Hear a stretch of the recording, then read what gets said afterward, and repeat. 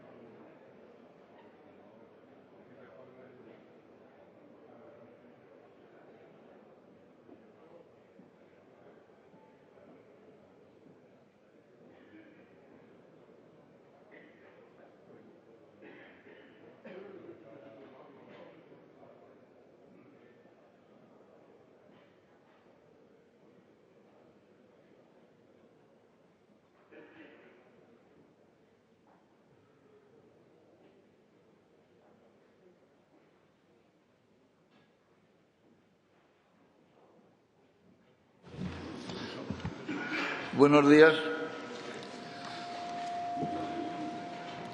Nos reunimos para celebrar el tercer seminario La gestión del combustible nuclear usado, un tema interesante, actual, controvertido, sobre el que vamos a tener la fortuna en la jornada de hoy de escuchar opiniones cualificadas, interesantes. Quiero agradecerles a todos su presencia en nombre de la Asociación de Diputados y Senadores y también agradecer el apoyo y el patrocinio de nuestros patrocinadores, que ya es el tercer seminario que hacemos de este tema. Y sin más que darles la bienvenida y expresar mi gratitud, doy la palabra a don Carlos del Álamo Jiménez, presidente del Instituto de Ingeniería de España. Muchas gracias, presidente, y muchas gracias también a la asociación por esta invitación para participar en este seminario de tanto interés para nosotros y, desde luego, para la ingeniería española. Quizás algunos no conozcan, el Instituto de la Ingeniería de España es una federación de las asociaciones de ingeniería de profesión reguladas, aeronáuticos, agrónomos, caminos, industriales, ICAI, minas, montes, navales y oceánicos y telecomunicación. Y a través de estas asociaciones el Instituto agrupa aproximadamente algo más de 100.000 ingenieros. El Instituto fue creado en 1905, es una entidad de utilidad pública, es la organización profesional más antigua de la ingeniería española y ostenta la presidencia de honor Su Majestad el Rey don Juan Carlos I. El Instituto tiene el objetivo fundamental de poner la ingeniería al servicio del desarrollo integral y el bien común de la sociedad. En el Instituto, a su vez, trabajan 20 comités técnicos, entre los que se encuentra precisamente el Comité de Energías y Recursos Naturales, que preside Yolanda Moratilla, coorganizadora de este seminario, y aprovecho aquí para felicitarle por el trabajo que viene desarrollando en el Instituto a favor de las energías, de la que es una gran defensora y activista de todo tipo de energías, desde luego. Ustedes saben que la ingeniería es una de las actividades que más ha contribuido a la mejora de la calidad de vida de la humanidad. La ingeniería se consolida, como tantas otras cosas, y como rama de conocimiento a través de las instituciones y de las organizaciones profesionales. Sin instituciones no es posible avanzar en el conocimiento ni ordenar su aplicación. Y las instituciones son imprescindibles para guardar, transmitir y debatir, en nuestro caso, la base epistémica de la técnica. Por eso una jornada como la de hoy, donde cooperamos y colaboramos instituciones, pues resulta del mayor interés. Es, sin duda, a partir de finales del siglo XVIII, cuando se organiza en Europa la enseñanza de la ingeniería y se estructuran sus disciplinas y métodos en las escuelas técnicas, y es también cuando se produce el gran desarrollo de las sociedades occidentales, cuyo desarrollo se distancia del de otras civilizaciones durante casi 200 años, hasta hace poco. Porque la ingeniería es la que provoca una revolución en la relación del hombre con su entorno, crea lo artificial y lo coloca al servicio de la sociedad. Podemos afirmar que la ingeniería es anterior a la ciencia, pues el hombre comienza a crear artefactos antes de que su mente comience a explorar el mundo y a sistematizar el conocimiento. Y es la ingeniería la que abre a la especie humana el camino hacia la evolución de una vida mejor y le proporciona la oportunidad de hacer ciencia, de la que ciertamente después se retroalimenta. Por ello, en el Instituto de Ingeniería de España se estudian y se apoyan todas las tecnologías energéticas y, por supuesto, la energía nuclear, que no puede quedar fuera del debate, no solo entre expertos, que aquí hay muchos, sino también del debate social, pero lo entendemos sobre una base técnica y científica de conocimiento, que garantice la eficiencia, la seguridad y la sostenibilidad de los procesos, que dé a conocer los nuevos desarrollos tecnológicos que se van implementando y las soluciones a las cuestiones que surgen cada día. En los últimos años, y desde el Instituto de la Ingeniería, especialmente desde el Comité de Energía y Recursos Naturales, se han impulsado mesas redondas, seminarios, conferencias, de cara a presentar diversos aspectos relativos a la gestión del combustible nuclear usado. El Instituto ha publicado 2 libros, tiene uno del año 2009 sobre la energía nuclear para el siglo XXI y sobre el combustible nuclear del año 2013. Esto pues, indica claramente el compromiso y el interés del Instituto con la energía nuclear en todos sus aspectos. En España, esta tecnología cuenta con grandísimos esfuerzos y con un profundo conocimiento que no debemos perder. Existen multitud de empresas y de personas relacionadas con el sector nuclear que son referentes nacionales e internacionales, a los que desde aquí se debe reconocer su labor por mantener tan alto el listón del sector de la energía nuclear española. La energía nuclear solo será sostenible si logramos dar una solución tecnológica precisamente al tema de hoy, a la gestión de los residuos nucleares, y la tecnología es la que nos aporta esa seguridad. Y es deber de la ingeniería proporcionar las mejores técnicas disponibles y ese es nuestro principal empeño en este campo tan estratégico para todos, hoy complicado aún más por el calentamiento global. Quiero agradecer también a los diputados que han participado y han colaborado con el Instituto. Aprovecho en el Pacto por la Industria, que indudablemente implica una solución energética. Y este pacto, pues parece que ya desde el Ministerio de Economía e Industria y el ministro de Guindos lo ha trasladado a los grupos parlamentarios para ver si es posible alcanzarlo. La calidad y la experiencia de los ponentes garantizará sin duda el éxito de este seminario, junto con la participación tan cualificada de la asistencia de hoy. Y por último, entiendo que nuestra obligación es proporcionar la base de conocimiento necesaria para la toma de decisiones a las autoridades que nos gobiernan y desde nuestra modesta aportación nos ponemos a su disposición. Muchas gracias. Muchas gracias a don Carlos del Álamo y le doy la palabra a doña Yolanda Moratilla, directora de la Cátedra Rafael Mariño de Nuevas Tecnologías Energéticas del ICAE, que tanto ha colaborado para que este seminario sea un éxito como esperamos. Tiene la palabra. Muchísimas gracias. Bueno, buenos días a todos y bienvenidos a este tercer ya seminario sobre gestión del combustible nuclear usado. ¿Por qué hacemos ahora este seminario? Bueno, pues porque el actual debate sobre cambio climático y transición energética pues ha puesto de nuevo de actualidad todas las cuestiones relacionadas con la energía nuclear en general, como si es conveniente la ampliación de la vida útil de nuestras centrales nucleares o no, sobre si el cierre de las centrales a 40 años sería posible tanto desde el punto de vista técnico, económico, consecuencias medioambientales, etcétera. Muchas otras cuestiones podríamos abordar, pero probablemente en todas ellas oiríamos voces encontradas. Y precisamente por eso hemos querido restringir un poco este seminario a la gestión de los residuos nucleares, porque es un hecho incontestable que España debe tener una estrategia para gestionar los residuos creados independientemente de la constitución del mix futuro, que también vamos a hablar sobre ello, pero independientemente de si siguen abiertas o cerradas las centrales nucleares, tendremos que dar una solución a qué es lo que vamos a hacer con los residuos que ya tenemos. Si queremos tener una energía nuclear cada vez más aceptada por la sociedad, tenemos que caminar hacia la explicación de que, aunque todo es mejorable, y de ahí que haya tantas personas en el mundo trabajando en el campo de la energía nuclear en investigación y desarrollo, ya actualmente con las tecnologías disponibles podemos decir que la energía nuclear, además de ser económicamente viable, es capaz de hacer un tratamiento eficiente de los residuos que produce.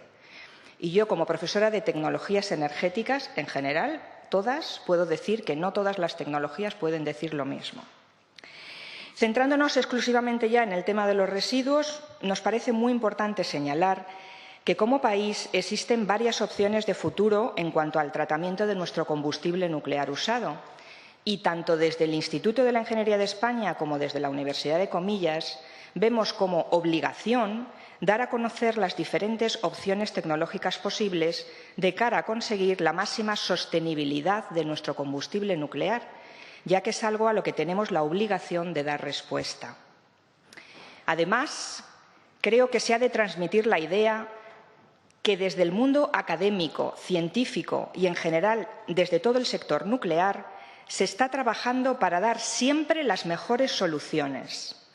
Al menos dar a conocer la existencia de las mismas para que posteriormente se tomen las decisiones con fundamentación. No nos vemos ahora ante la coyuntura de tener que elegir entre energía nuclear sí o energía nuclear no, porque es que energía nuclear ya tenemos y los residuos generados estarán mucho tiempo con nosotros. Tampoco se trata de decidir, como hicimos en el segundo seminario, sobre si una TC sí o una TC no, porque con las tecnologías actuales vamos a necesitar una TC y después vamos a necesitar una GP. De lo que se trata, creo, es de saber que somos capaces de gestionar nuestros residuos nucleares de diferentes formas, pero siempre con las máximas garantías posibles. Y para desarrollar este seminario, dentro del tiempo que tenemos, vamos a disponer de 3 sesiones técnicas y una cuarta sesión política, donde intentaremos dar respuesta a algunas de las cuestiones antes planteadas.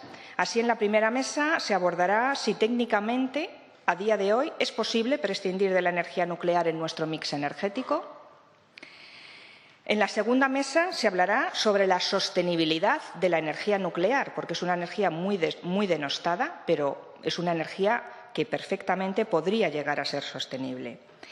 En la tercera mesa se hablará sobre la estrategia española en la gestión del combustible nuclear usado y también de cómo se hace en otros países de la Unión Europea. Y terminaremos con un debate político sobre las consecuencias que podría tener el cierre de las centrales nucleares. Y esperando que sea una mañana fructífera y que aprendamos muchas cosas, la forma de trabajar será una exposición. En cada mesa contaremos con 2 invitados que harán una exposición de unos 20-25 minutos y luego el público asistente podrá preparar preguntas que se transmitirá a los moderadores y tendremos 10-15 minutos en cada una de las sesiones para poder preguntar a los expertos. Muchas gracias. Muchas gracias, Yolanda Moratilla. Y sin más, vamos a ponernos a trabajar en las mesas, pero para que se forme la primera mesa, yo creo que debemos hacer lo que llaman un receso de 3 minutos, por ejemplo. Muchas gracias a todos.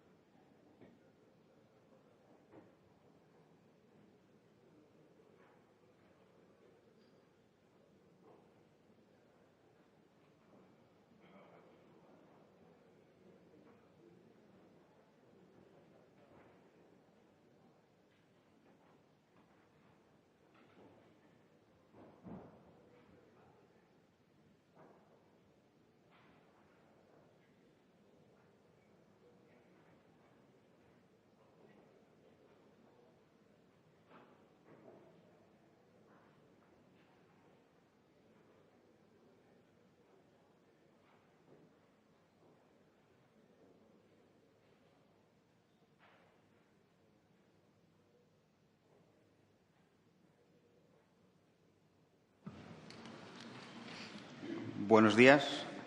Podemos comenzar esta sesión, esta primera sesión dentro del tercer seminario del Congreso de los Diputados sobre la gestión de combustible nuclear usado. Antes de nada, me gustaría agradecer a la organización, tanto a la Universidad Pontificia de Comillas como el Instituto de Ingeniería de España, como a la Asociación de Diputados y Exsenadores, el invitarme a moderar esta mesa. Y esta sesión, en la que voy a estar acompañado a mi izquierda por don Victoriano Casajús Díaz, que es presidente de la Real Ingeniería y Consultoría Energética, y a mi derecha don Juan María Moreno Mellado, director general nuclear de Iberia en Endesa.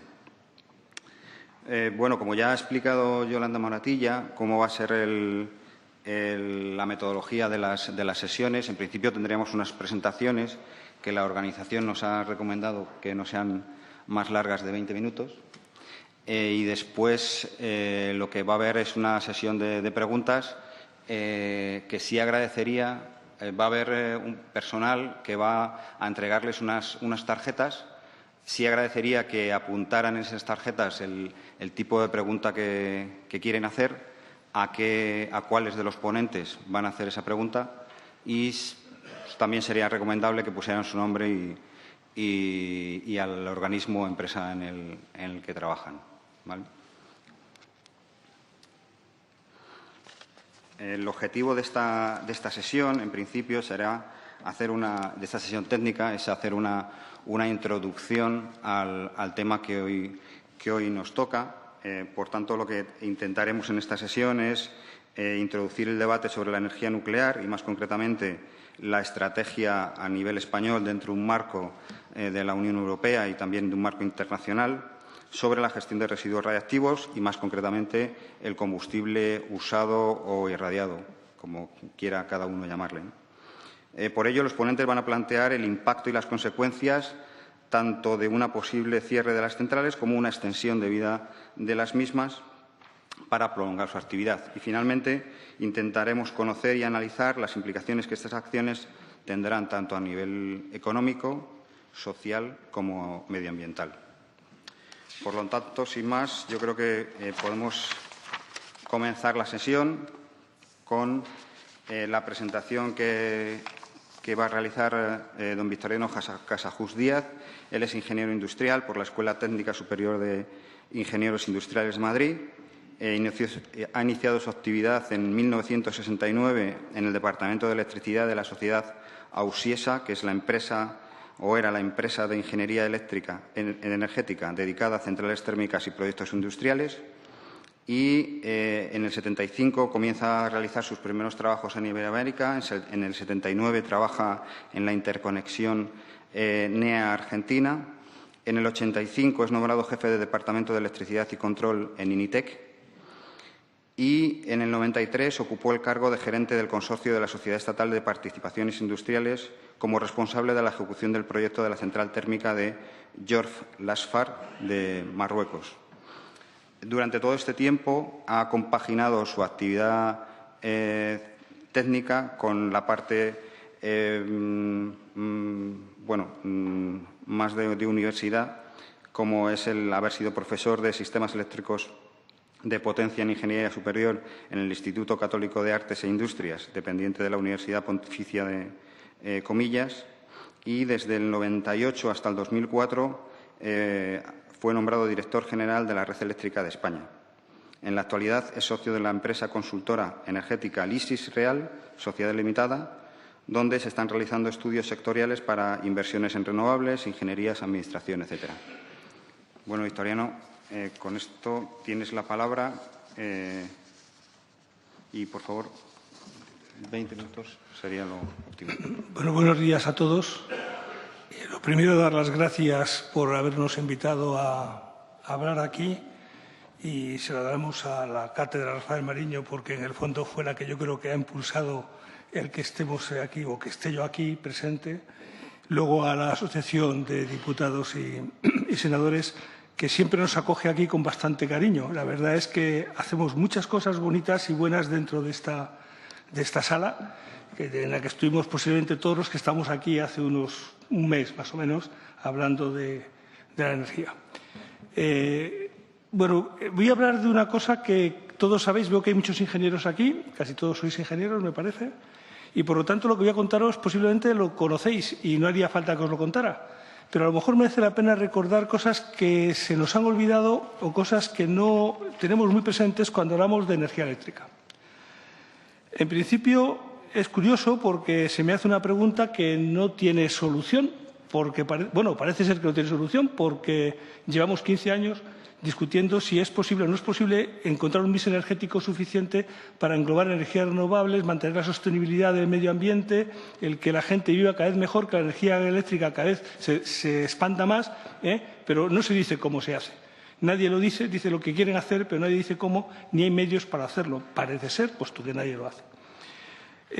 Vamos entonces a hablar un poquito, o voy a hablar un poquito de qué es lo que tenemos, dónde estamos, qué es lo que nos pasa con lo que estamos haciendo y cuál puede ser el futuro. A ver si soy capaz de explicarlo rápidamente y voy a intentar no leer porque es muy aburrido cuando alguien lee. Voy a intentar hablarlo y a ver si me explico suficientemente bien y luego si no hacéis las preguntas que queráis. Estoy dispuesto a contestar a cualquier pregunta, me guste o no me guste, ¿vale? Voy a hacer una explicación previa. Cuando emplee yo la palabra regulación, no estoy hablando de leyes, ¿vale? La palabra regulación, desde el punto de vista técnico, que creo que todos lo sabéis, es el conjunto de elementos, procedimientos y normas que se aplican para que un sistema, sea cual sea, se mantenga dentro de unos parámetros definidos, ¿vale? Eso es lo que llamamos regulación. O sea, no vale la regulación que cada vez que hablamos de regulación alguien me pone una ley encima de la mesa. Bueno, porque posiblemente la regulación que me ponen encima de la mesa puede cambiar. En España hemos tenido un ejemplo claro, cambiando la ley del sector eléctrico y cambiando cosas del sector eléctrico cada 15 días. Pero la regulación de las centrales térmicas, mire usted, funciona como funciona y hemos sido casi incapaces en 160 años de mejorarlas o de cambiarlas. Las hemos mejorado porque hemos mejorado los procedimientos y hemos mejorado los materiales, pero no somos capaces de mejorar lo que queríamos hacer. Entonces, en vez de explicar cómo funciona el sistema eléctrico, vamos a ver cómo funcionan las centrales que generan energía en el sistema eléctrico. Y para lo cual tenemos que saber qué es un sistema eléctrico. Y lo primero que quiero decir es una cosa que también se nos olvida. El sistema eléctrico es un sistema que está sometido a leyes físicas inmutables, o sea, no se pueden cambiar. Es el único sistema que existe en el mundo y la única, digamos, ciencia que existe en el mundo en que todos y cada uno de sus premisas son leyes. O sea, es curioso. Y también voy a contar otra cosa. Es el primer sistema que se hace en el mundo en que primero va la parte teórica y después la práctica. El motor de inducción clásico sin escobillas, de jaula de ardilla, se hace después de que Maxwell cómo funciona el campo electromagnético. Y alguien quiere ver si es verdad lo que dice Maxwell o no. Da la casualidad que lo que decía Maxwell era verdad y tenemos el motor de jaula de ardilla, que es la base prácticamente del desarrollo eléctrico en el mundo.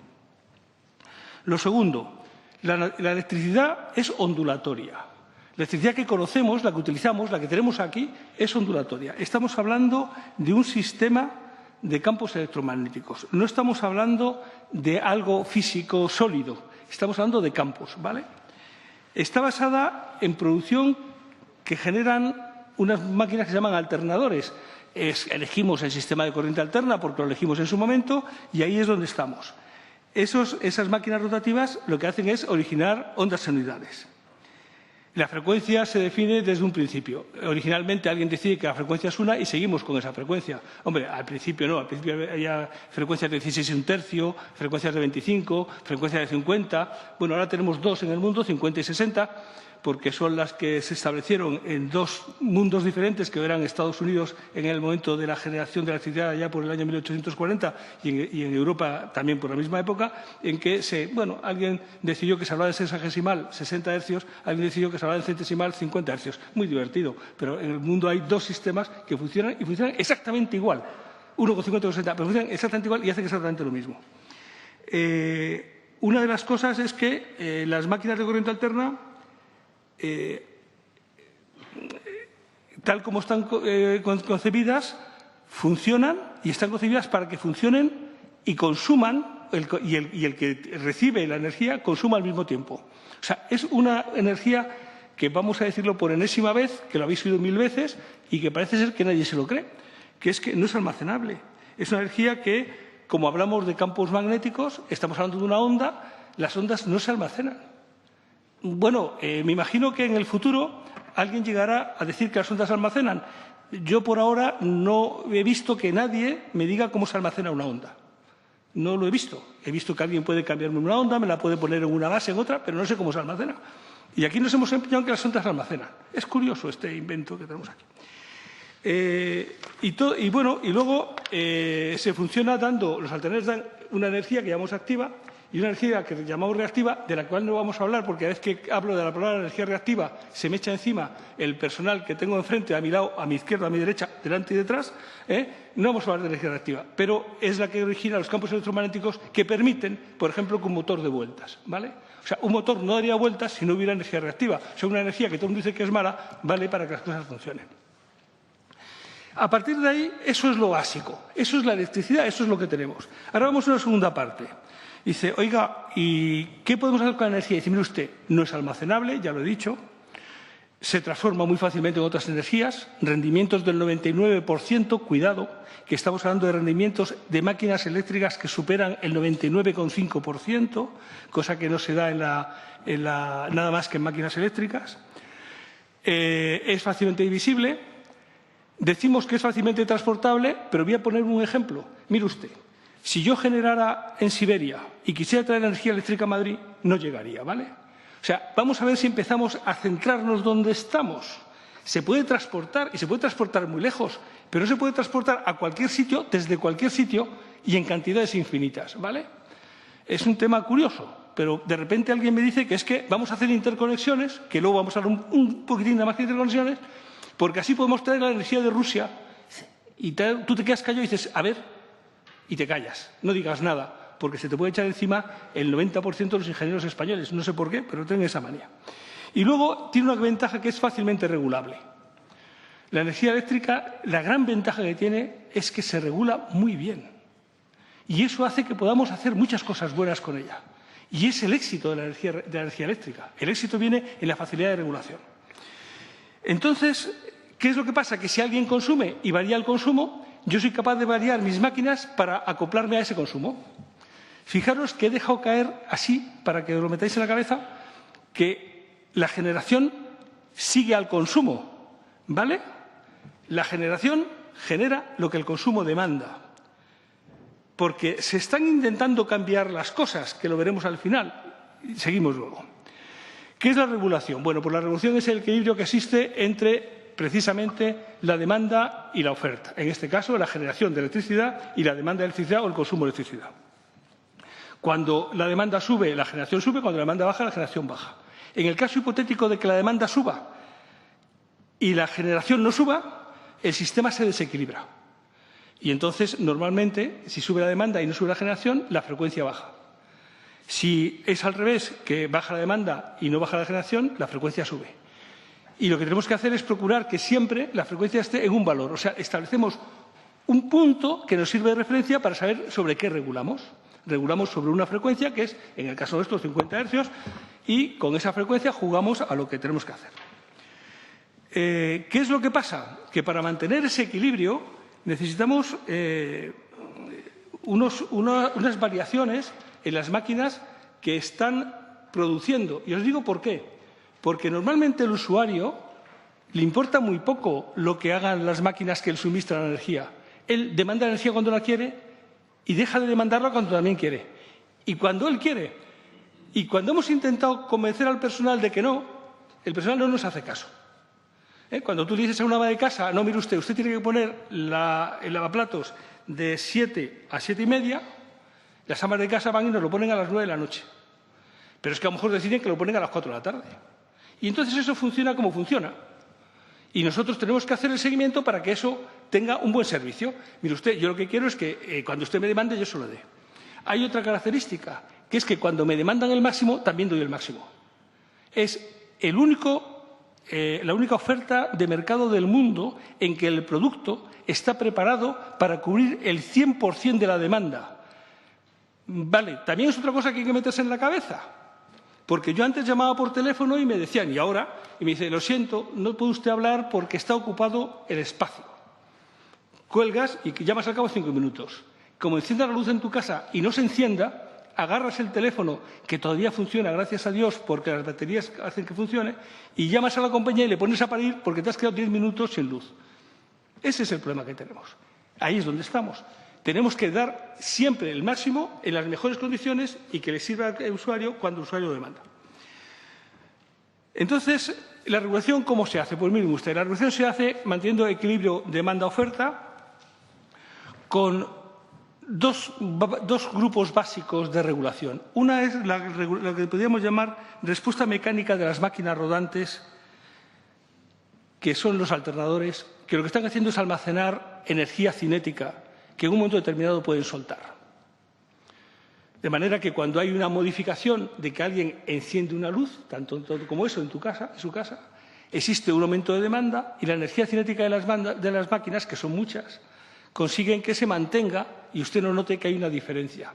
Hay veces que arranca un tren de laminación y usted nota que oscila un poco la frecuencia o oscila un poco la tensión en un punto, pero es una cosa que no es normal. Normalmente la inercia de las máquinas es capaz de cubrir esa energía que cuando hay un defecto, porque falta, por ejemplo, generación, un disparo de una central térmica o un disparo de una central nuclear, perdón, empleo la palabra disparo y me han regañado por emplearla, una desconexión de una central térmica o una central nuclear hace que haya menos oferta, por lo tanto oscila el sistema y el sistema tiene que mantenerse dentro de unos márgenes que siga funcionando. Esa respuesta inicial que hace que el sistema se mantenga por lo menos durante unos milésimas de segundo o unos segundos va a ser suficiente para que me dé tiempo a mí a reaccionar y mantener la frecuencia en el estado que quiero. Eso solo se consigue por ahora con la energía cinética de las máquinas que funcionan. Y con, por lo tanto, la capacidad que tienen las máquinas de tener una inercia. No voy a explicar, a no ser que alguien me haga la pregunta, la definición de inercia.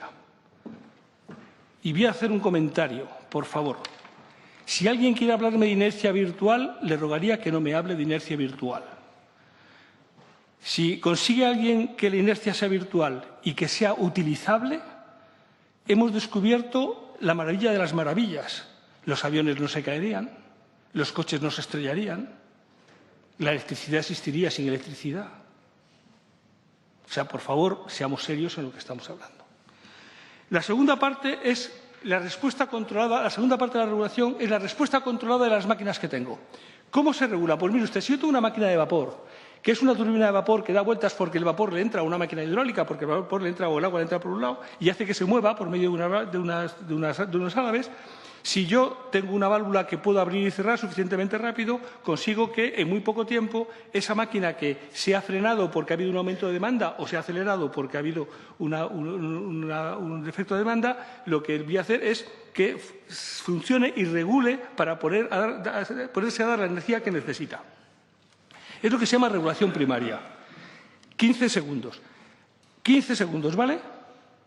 15 segundos. Máximo 30 segundos. En 30 segundos tengo que haber resuelto el problema. Si en 30 segundos no he resuelto el problema, tengo un problema mucho más grave, que es qué narices pasa con el sistema que tengo. ¿Vale? Eso nos lo metemos también en la cabeza. Y luego, como resulta que el equilibrio que se mantiene entre las máquinas que se llaman máquinas síncronas, porque mantienen el sincronismo, o sea, porque mantienen un estadio permanente, el equilibrio que tiene se me puede originar no en el punto que estaba, sino en otro. Lo que necesito es llevarlo a mi punto inicial y con eso lo haré con lo que se llama regulación secundaria.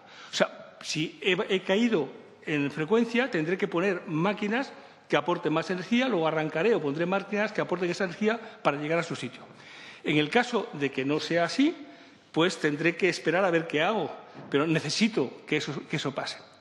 Y luego, cuando he utilizado esa energía secundaria, necesito una energía que me permita volver a mi estado inicial. O sea que yo he perdido la energía secundaria que tenía porque la he utilizado para volver a mi estado primitivo y ahora tengo que aportar una energía que me permita que si me vuelve a pasar otra cosa, vuelva a tener la reserva suficiente para seguir funcionando. Eso sería la regulación terciaria.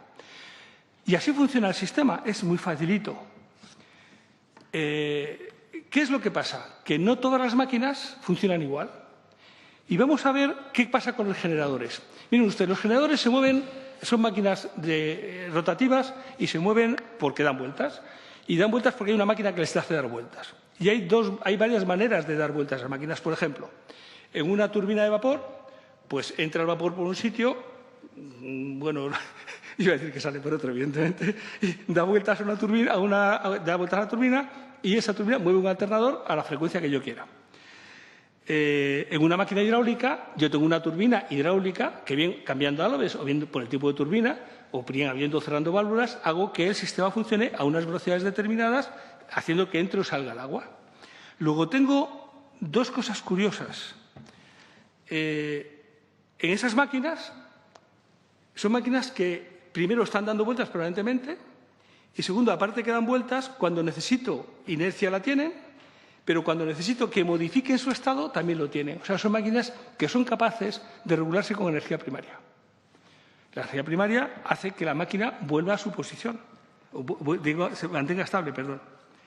Entonces, con eso, o sea, con turbinas que se muevan por vapor, turbinas que se muevan por agua, soy capaz de mantener el equilibrio en cualquier estado, en casi cualquier estado que me pueda suceder. Hay casos fatales en que el sistema se desploma, colapsa, pero no es lo normal. Además, para cubrir la demanda no necesito solo estas, hay muchas más tipos de centrales. O sea, por ejemplo, tengo generadores pues, que utilizan tecnologías de movimiento que son diferentes, pues oye, no sé, los ciclos combinados. El ciclo combinado, que es una máquina compuesta, la solución al futuro, según todos los técnicos. Yo tengo mis dudas, pero como soy un descreído, nadie me hace caso. Entonces, además, dicen las cosas del victoriano, es lo que dice el personal. Pero bueno, ahora os explico por qué.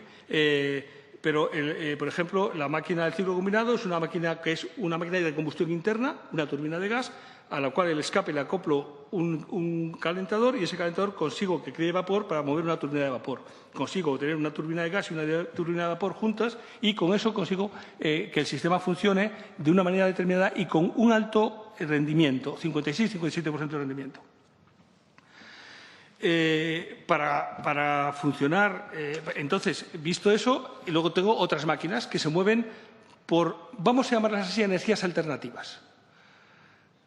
Yo no sé por qué es la palabra alternativa, porque la alternativa a una cosa es otra que es la misma, que hace lo mismo.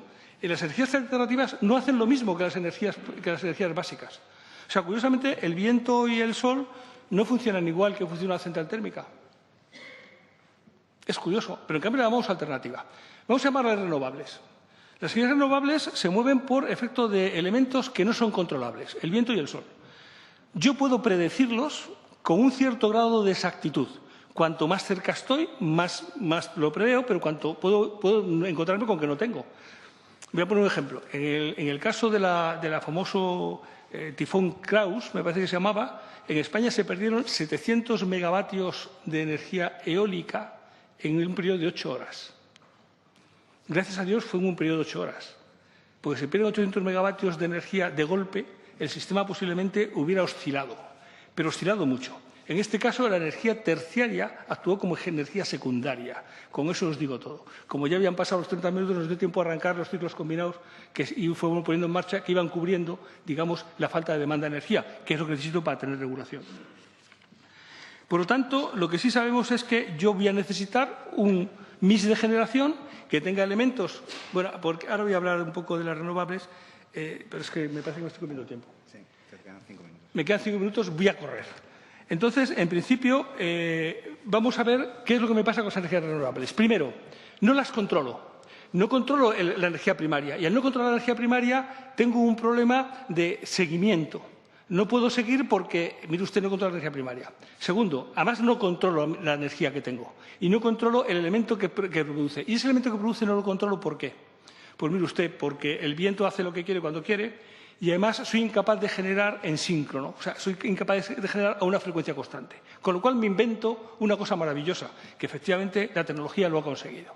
Es que yo pongo una máquina de corriente alterna asíncrona, o sea, puedo poner casi una máquina sin escobillas, o sea, puedo meter una jola ardilla, con eso genero electricidad en corriente alterna asíncrona.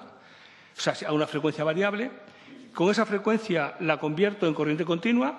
La corriente continua la vuelvo a convertir en corriente alterna a un valor de frecuencia fijo. Con lo que he cogido una máquina que me da una energía aleatoria y la he convertido en una máquina que me da una energía fija. Pero me lo da a base de elementos estáticos. El problema que tienen los elementos estáticos es que no se mueven. Y si no se mueven, no tienen inercia. Insisto, lo diga quien lo diga. No hay inercia en un elemento estático, porque la definición de inercia dice que solo es un cuerpo en movimiento. Luego, la inercia no existe en un cuerpo estático. Con el Sol me pasa igual. Cojo el Sol, lo traspaso a una corriente continua y esa corriente continua la convierto alterna por medio de elementos estáticos. ¿Qué pasa con los elementos estáticos? Pues es curioso. La capacidad de regular un elemento estático, que nos podría parecer infinita, no es infinita. A una potencia determinada, la regulación es muy estrechita. No tengo capacidad de regulación grande. Tengo capacidad de regular la tensión, o sea, de desfasar los ángulos entre tensión e intensidad, pero no tengo capacidad de dar más potencia o menos. Bueno, menos potencia sí, porque cortando siempre se da menos, claro. Si yo tengo 100 y corto, doy menos, pero si quiero dar más, no puedo. Entonces, cuando yo tengo un defecto de energía y quiero con las energías renovables cubrir ese efecto de energía, no puedo. Tengo que ir con otro. Y ese otro tiene que estar. Y tiene que estar funcionando, porque la energía primaria se da en todo rápido. Entonces, con todo esto, y es que con esto puedo estar hablando esta mañana, para acabar, porque este señor me va a regañar, hay un problema. Miren ustedes, el mix de generación necesita centrales con turbinas de vapor, a lo bestia, sin más. Y las centrales con turbinas de vapor que se necesitan como mínimo en un 50 o 55% de la energía que se esté produciendo en ese momento. ¿Por qué si no? En el caso de un fallo del sistema, podemos encontrarnos con que no tenemos capacidad de regulación suficiente para llevar la frecuencia a su lugar y el sistema puede colapsar. Por lo tanto, tenemos que plantearnos que, a lo definitivo, necesito centrales nucleares, pero no las 7 que tengo, necesito alguna más. Necesito centrales térmicas de vapor o centrales hidráulicas. En España las centrales hidráulicas están muy bien, sobre todo cuando tenemos sequía. Bueno, pues pongamos centrales hidráulicas. Si yo tuviera un río como el Paraná, que pudiera meter centrales de 10.000 megavatios en serie, uno detrás de otro, y metiera 40.000 megavatios, mire usted, todo es energía hidráulica. No pondría energía nada más que hidráulica. Lo que sí consigue entender es cómo el chileno y el argentino se empeñan en hacer centrales térmicas cuando tienen unos ríos que son de lujo, son una envidia de río, Dios mío, porque no tenemos los ríos. Bueno, y luego tenemos una segunda parte que lo dejo para las preguntas. En el mix energético se está hablando de varias cosas. Una, sostenibilidad. ¿Pero sostenibilidad de qué? De la atmósfera. Porque, desde luego, el sistema eléctrico no. Estamos cambiando energías malas, o sea, energías buenas por energías malas. O sea, energía que me vale por energía que no me vale. Dos, descarbonización. Señores, vamos a ver una cosa. El 42% de la energía eléctrica que se produce en el mundo hoy se produce por carbón. ¿Qué narices estamos hablando? ¿En 25 años vamos a acabar con el carbón del mundo? ¿Con qué vamos a sustituir los tropecientos mil gigavatios que están instalados con carbón? ¿Con qué los vamos a sustituir si no hemos encontrado una máquina que sea capaz de sustituir a la máquina de vapor? O vamos a una nuclear, o vamos a una hidráulica, o vamos a una de vapor, o vamos a una máquina que puede ser, por ejemplo, curioso, una máquina que en España está muy denostada, que es la energía solar, la energía termosolar. Cojamos la energía del sol, juntémosla con el gas y hagamos máquinas que tengan turbinas de vapor que permitan toda la regulación. Luego hablamos también de otra cosa muy curiosa, que son las expectativas sociales y políticas. No quiero hablar porque no quiero entrar en política. Yo soy totalmente enemigo de entrar en política cuando hablo de técnica. Pero a mí me gustaría saber que alguien me dijera cuál es la regulación básica de los españoles sobre el cambio climático. Si no les estuviéramos todo el día, diciendo que el cambio climático es muy malo y que tenemos que acabar con las energías nucleares y las energías térmicas de carbón. Pero nadie les dice qué es lo que vamos a poner en su lugar. Cuidado.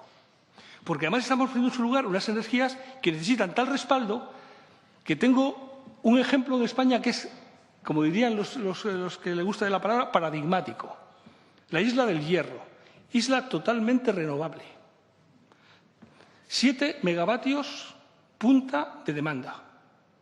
7 megavatios instalados, 9 megavatios instalados de motores diésel, 10 megavatios de eólico y 10 megavatios de energía hidráulica. Para suministrar 7 megavatios he metido 30 megavatios. ¿Eso es rentable? ¿Alguien me puede decir que eso es rentable? O sea, como bonito es bonito, es precioso, a mí me encanta. Yo lo de Corona del Viento considero que es una maravilla de las maravillas. Pero eso es válido para un país. Nos quejamos de que la energía en España es cara, pero si tengo un consumo de 40.000 megavatios hora punta y resulta que tengo un parque de generación de 100.000 megavatios. ¿Pero de qué estoy hablando? Más de 2 veces y media. ¿Eso es barato?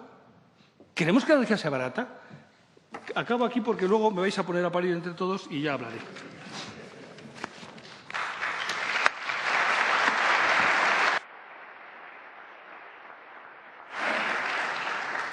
Muchas gracias, Victoriano. La verdad es que el título era tan largo que, aunque te has pasado 3 minutos, lo achacamos al título. A continuación va a tomar la palabra Juan María Moreno. Él es ingeniero de Caminos, Canales y Puertos por la Universidad Politécnica de Madrid. Juan María acumula más de 30 años de experiencia en el sector eléctrico, fundamentalmente en Endesa, a la que se unió en 1997. Ha desarrollado una actividad profesional en distintas áreas como la ingeniería, planificación de la red y generación, distribución y planificación y control, tanto a nivel nacional como en proyectos internacionales. En el 2012, Juan María se incorpora al grupo Enel en Roma y, posteriormente, a partir del 2015, vuelve a Endesa, donde actualmente es director general de energía nuclear, y nos va a hacer la siguiente ponencia de esta sesión. Por favor, Juan María, tienes la palabra cuando quieras. Muchas gracias. Buenos días a todos.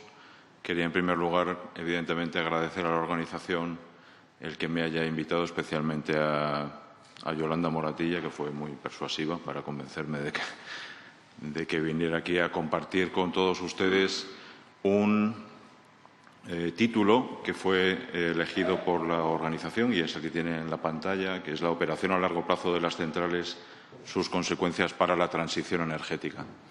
Yo, sin embargo, creo, y me he permitido hacer un pequeño cambio en el título de la presentación, porque creo que es correcto hacerlo, porque creo que de lo que deberíamos decir es la transición energética, sus consecuencias para la operación a largo plazo de las centrales nucleares. Es decir, el bien superior es la transición energética. Es decir, no tenemos que defender o no defendemos la operación a largo plazo de las centrales nucleares porque sí, sino porque sirven a un determinado fin. Y ese fin es el cumplimiento de los objetivos ambientales que se ha dado la Unión Europea y, por lo tanto, España, y que se tienen que plasmar en un determinado diseño, en una determinada hoja de ruta de transición a la que probablemente no coincido en todo con lo que el señor Casajus ha venido diciendo, pero bueno, estoy convencido que en el fondo sí estamos de acuerdo, ¿no? En primer lugar, ¿cuál es nuestra situación de partida en cuanto a emisiones de gases de efecto invernadero? Es el que se muestra en la tabla que se ve en la pantalla, vista en esta matriz tanto por vector energético como por sector económico. Es decir, estamos viendo lo que supone el petróleo, lo que supone el gas, lo que supone el carbón, lo que supone la electricidad. Evidentemente, como ven en cada una de las celdas referidas a la electricidad no genera emisiones de gases de efecto invernadero en su uso final. Y en las columnas lo que ven son los sectores económicos, el transporte por carretera, otro tipo de transportes, la industria, el residencial o el doméstico, la refinería y la generación eléctrica, que es donde el sector eléctrico efectivamente sí genera esos gases de efecto invernadero. Pues bien, el sector eléctrico supone únicamente el 21% de las emisiones de gases de efecto invernadero en España y ha hecho un enorme esfuerzo por reducir estas emisiones en los últimos años. Esa reducción ha sido del 34% en el periodo que va desde 2005 al 2015. Las cifras que ven en la pantalla son las referidas al año 2015, básicamente por la gran introducción de energías renovables que hemos experimentado en los últimos años, pero también por la mejora de eficiencia en las centrales térmicas, mientras que el resto de sectores económicos, los denominados sectores difusos, suponen, sin embargo, el 58% de las emisiones totales y únicamente han mejorado, han reducido sus emisiones en el mismo periodo, el periodo que va del 2005 al 2015, únicamente han mejorado en el 16%. Es decir, hasta ahora creo que se puede afirmar sin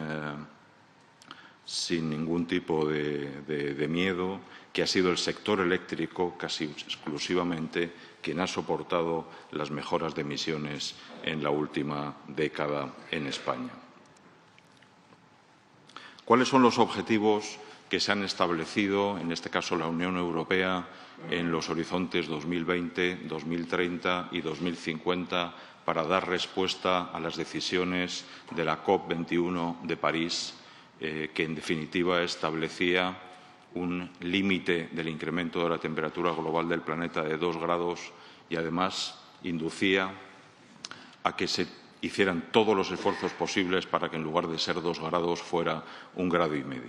Los objetivos se refieren a 3 bloques fundamentalmente: emisiones de gases de efecto invernadero, penetración de las energías renovables en el conjunto de la energía final, no únicamente en el sector eléctrico, sino en el conjunto de usos de la energía. Y, en tercer lugar, la eficiencia energética. Y, como decía, en 3 horizontes temporales, 2020, 2030 y 2050. Si vamos al año 2030, por ejemplo, pues las emisiones de gases de efecto invernadero tenían que reducirse del orden de un 40% medio respecto del año 1990, o en el año 2050 reducciones entre el 80 y el 95%, es decir, la práctica desaparición de las emisiones para ese horizonte temporal. La penetración de renovables, por ejemplo, al año 2030, repito, para el conjunto del uso final de la energía, del orden del 27%, y también mejoras de eficiencia energética del orden del 27% para el año 2030. En la parte derecha, en el gráfico de la derecha, ven cuál debería ser la senda en la línea superior para el conjunto de la Unión Europea, en la línea inferior para España, en concreto, la senda de la reducción de emisiones en este horizonte temporal. Creo que se puede concluir que es imposible reducir las emisiones a estos niveles sin transformar de forma radical, de forma muy significativa, todos los sectores de la economía, incluidos los sectores difusos y no exclusivamente el sector eléctrico. Y la electrificación, como muy bien decía el señor Casajus anteriormente, creo que tiene un doble impacto positivo. En primer lugar, aumenta enormemente la eficiencia en el uso final de la energía. Estábamos escuchando rendimientos del 99 o incluso algo más por ciento en el uso final de la energía, y además consigue la descarbonización del sistema energético porque permite la penetración de las renovables. La electricidad es el único sector en el que las renovables tienen presencia. Yo no he escuchado que haya presencia de renovables ni en el gas, ni en el petróleo, ni en ninguna otra energía final, exclusivamente en la electricidad. Por lo tanto, la electrificación de la economía estamos convencidos que es obligada, absolutamente obligada, y que tendrá claros beneficios en la búsqueda del cumplimiento de los objetivos que estamos convencidos que es el bien superior al que todos nos debemos. ¿Qué ocurriría si no actuamos de forma distinta? ¿Qué ocurriría si no transformamos, como decía, radicalmente el sistema energético? Digamos que el escenario actual, España tiene un plan, que es el Plan Nacional de Ahorro y Eficiencia Energética, que tenía como horizonte el año 2020 y que fundamentalmente lo que hacía era, o hace, porque está vigente, es impulsar la eficiencia energética, pero manteniendo la misma estructura de consumo, donde el petróleo sigue teniendo un peso muy significativo, sigue teniendo un peso del orden del 50% del consumo final de la energía.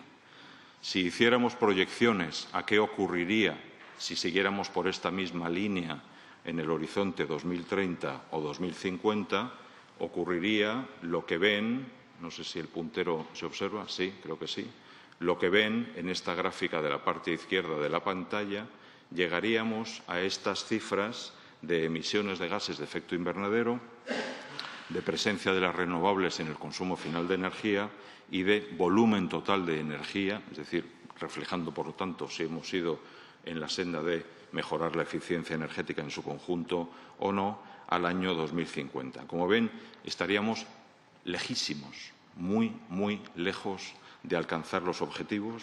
Nuestros objetivos, por ejemplo, de emisiones de gases de efecto invernadero tendrían que estar del orden de 60 millones de toneladas año en el año 2050.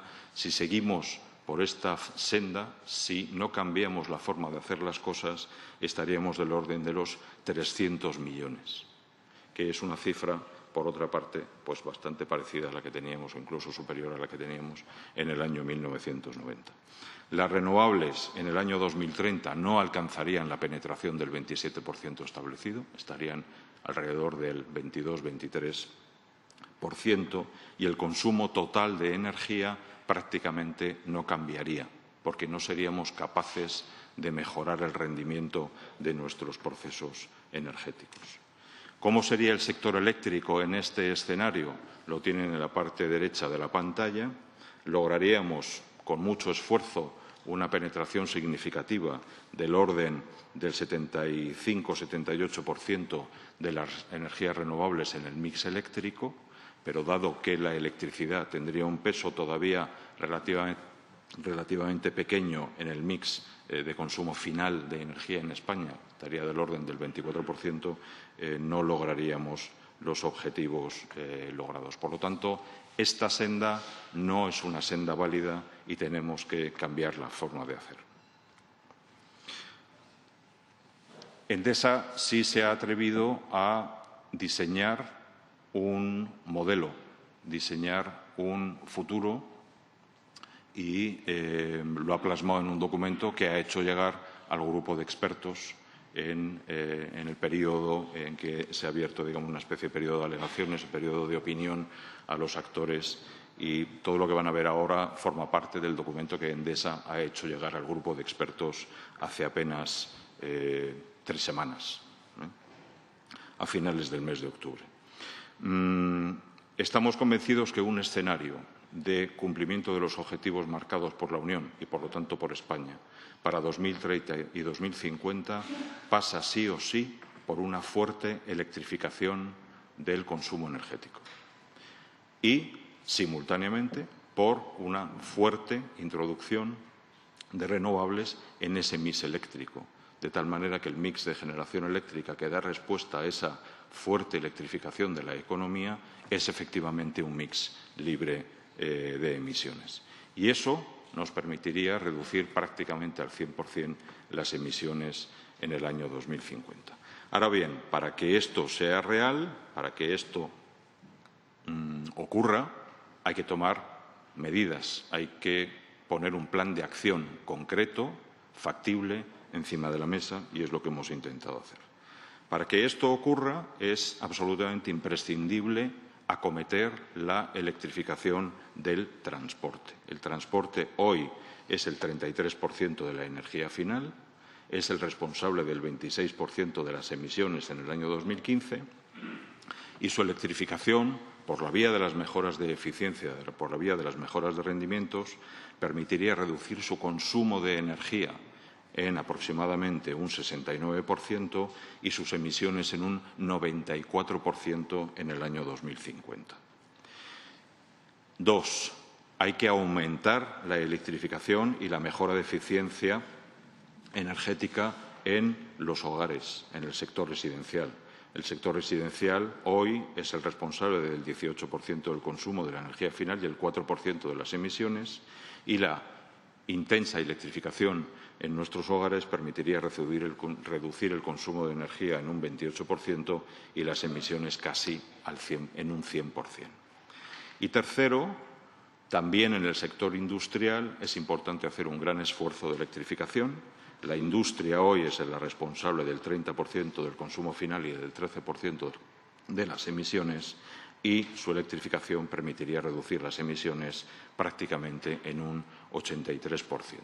Con este conjunto de acciones, efectivamente, seríamos capaces de alcanzar los objetivos marcados, como ven en el gráfico de la parte de arriba izquierda de la pantalla. Con este conjunto de acciones seríamos capaces de alcanzar del orden de unos 300 millones de toneladas de emisiones, muy en línea con los objetivos en el año 2030, y del orden de 45 o 50 millones en el año 2050, en línea con los objetivos, aparte de que la introducción de las renovables sería mucho mayor de la que está fijada en los objetivos y, efectivamente, seríamos capaces de lograr mejoras de eficiencia incluso más allá de los objetivos marcados. Ahora bien, ¿qué ocurre en el sector eléctrico? Es decir, ¿esto es fácil o es difícil? Esto es muy complicado, ¿vale? Y hay que tomar acciones desde ya para que esto sea posible. ¿A qué se enfrentaría o qué se enfrenta el sector eléctrico para cumplir con este escenario?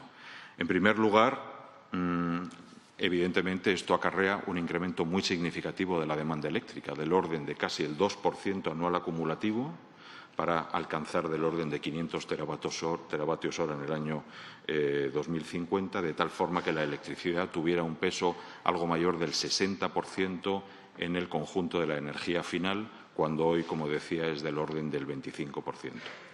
En segundo lugar, todo ello a la vez que se es capaz de integrar una cantidad muy significativa de renovables en el mix, cercana al 90%, que necesitará, como decía el señor Casajus anteriormente, un gran soporte de energía de respaldo y de regulación que estimamos del orden de unos 42 gigavatios aproximadamente, para poder efectivamente dar cabida en el sistema a este volumen de energía renovable. Y todo ello, para terminar de cuadrar el círculo, minimizando el coste para el sistema y para los consumidores, asegurando el suministro, la firmeza y la flexibilidad del sistema.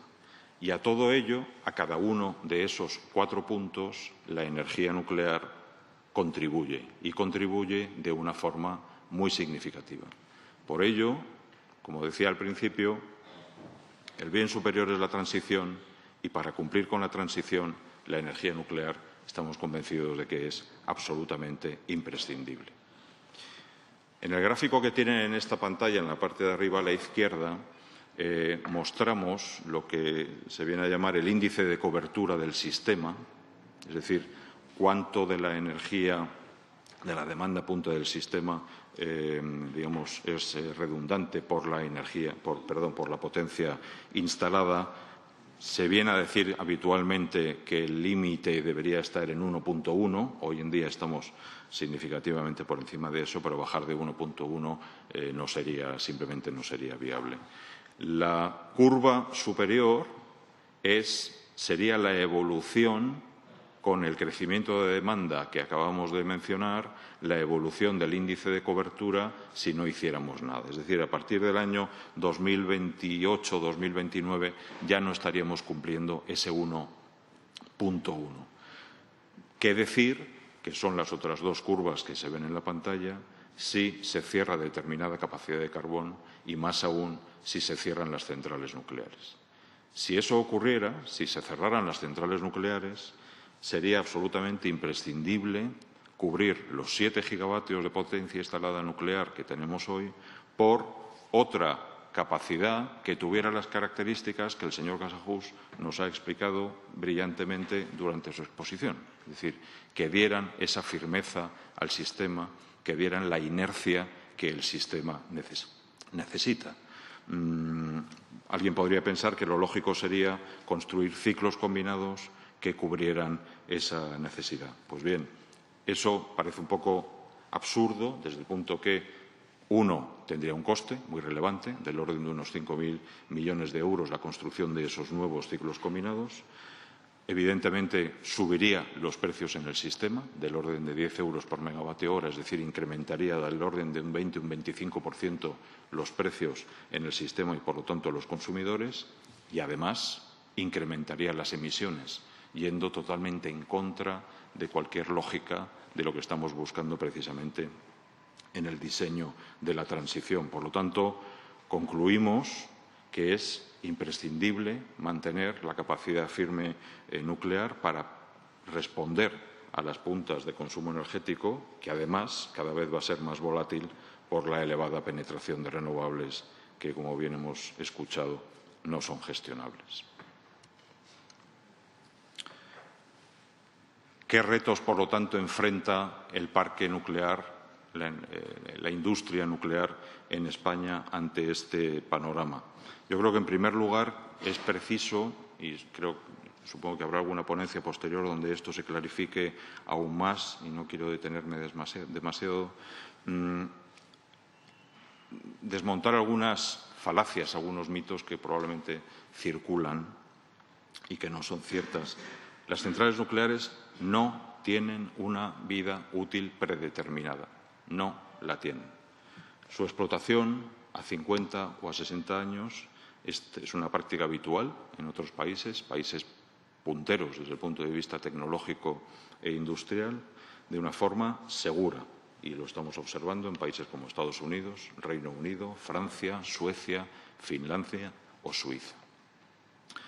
En segundo lugar, mantener las centrales nucleares en explotación durante 50 o 60 años requiere relativamente poca inversión, si la comparo con los 5.000 millones de euros que costaría sustituirla, como acabo de mencionar adicionalmente. Y no tiene un efecto significativo sobre los costes de desmantelamiento y gestión de los residuos, porque, como decía Yolanda al inicio, digamos que ese problema, entre comillas, ya lo tenemos que gestionar, y el residuo principal es la propia central. Es decir, ese es un coste fijo que ya tenemos, y el combustible gastado adicional no supone un volumen tan relevante en relación con el resto del combustible ya existente y la propia central en el momento de su desmantelamiento. Y en cualquier caso, las centrales nucleares ya internalizan esos costes. Las centrales nucleares pagan la gestión del combustible que utilizan y pagan su futuro desmantelamiento. Y lo mismo harán en la operación a largo plazo. Estamos acostumbrados a escuchar 40, 50, 60.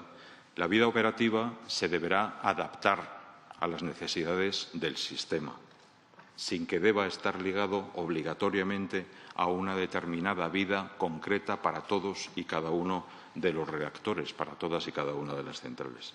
Y, además, tendremos que tener en cuenta la capacidad de Enresa para ir gestionando sin solapes el desmantelamiento futuro de las centrales cuando corresponda.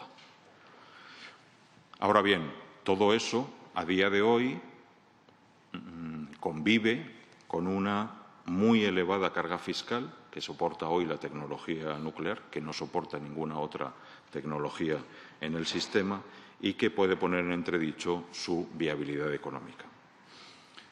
Lo que ocurre es que esto no es exclusivo de la energía nuclear. La energía nuclear lo sufre muy particularmente, pero quien lo sufre en su conjunto es la energía eléctrica. Y, por lo tanto, si queremos tomar medidas para que todo este diseño de transición ocurra, es necesario desarrollar señales correctas para que los consumidores, para que nosotros, como usuarios de energía, tomemos nuestras decisiones de inversión, nuestras decisiones de utilización de energía de una forma correcta.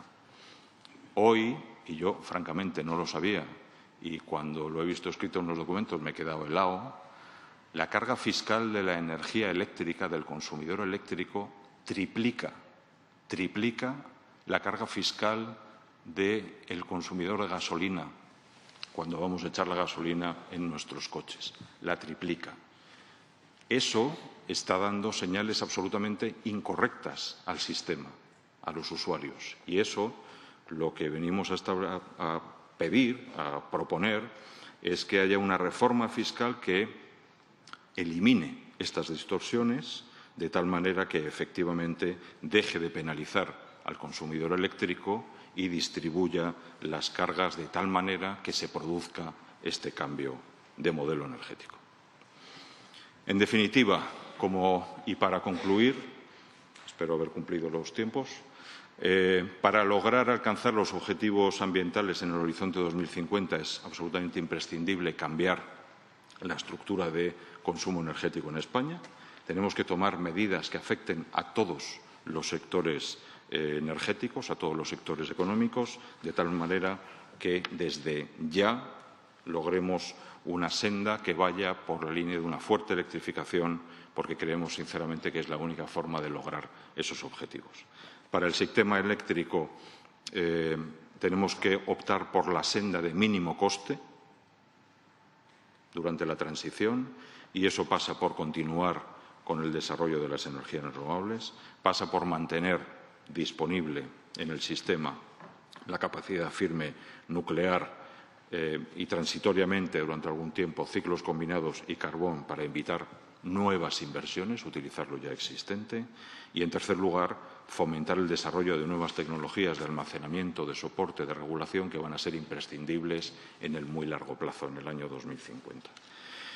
Prescindir prematuramente de la capacidad nuclear tendría un coste muy elevado que creemos que no nos podemos permitir para el sistema y para los consumidores, y además incrementaría las emisiones, lo cual parece absurdo.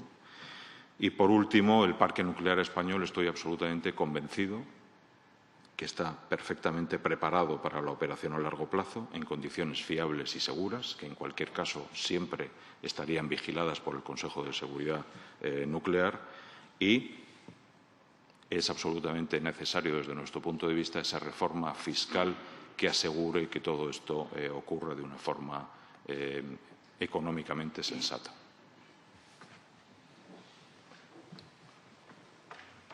Muy bien, muchas gracias.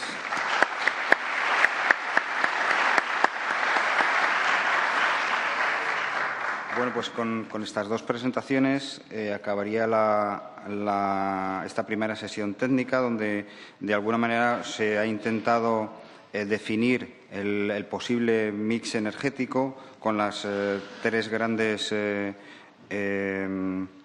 tipos de centrales que nos podríamos encontrar en un futuro mix, como una regulación primaria donde participarían los combustibles fósiles, la hidráulica y la nuclear, siempre teniendo en cuenta la eliminación de los combustibles fósiles para cumplir todos los compromisos a los que nos debemos internacionalmente. Luego, una participación de los ciclos combinados para tener una capacidad de respuesta rápida y el tema de las energías renovables. Y luego, finalmente, se ha mostrado cómo podemos llegar a lograr los objetivos ambientales, pero para eso tenemos que tener una estructura de consumo energético y, a partir del 2020, esta energía tenga una fuerte electrificación económica y se ha planteado la seguridad que, a día de hoy, el parque nuclear puede dar para la extensión de vida de las centrales. Yo creo que con esto, con esta introducción, las demás sesiones técnicas pues deberían andar bastante bien, ¿no? Y ahora lo que sí que hacemos es una parada para tomar un café, y las preguntas, si queréis, podemos hacer alguna pregunta. No tenemos mucho tiempo, pero sí que hay una pregunta de Yolanda Moratilla a Victoriano, en la cual le pregunta sobre el mix español, si podría funcionar solo con energías renovables y qué podría pasar en España si se elimina el mix, el carbón y la nuclear, y si podrías poner algún ejemplo. Pero me he debido explicar muy mal porque... Me he debido explicar muy mal porque creí que lo había dicho. Vamos a ver, con energías renovables el sistema no puede funcionar. Energías renovables puras no puede funcionar. O sea, con sol y viento, quitando el agua, no se podría funcionar. Si tuviéramos agua suficiente, podríamos funcionar. Eso nunca se niega. Ya lo he dicho antes, el 100% agua vale. No vale, por ejemplo, el 100% nuclear. No tiene capacidad de regulación la energía nuclear suficiente para seguir una demanda muy variable. Lo lógico es que haya una energía nuclear que aporte mucha inercia.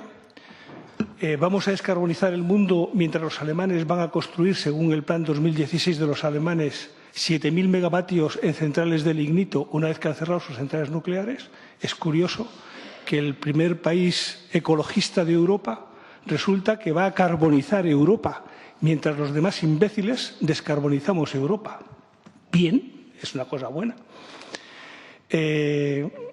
No se podría. Y luego me he explicado muy mal porque creo que he dicho que no se puede llegar a energía renovable en funcionamiento normal sin poner en riesgo el sistema, en más del 40-50%.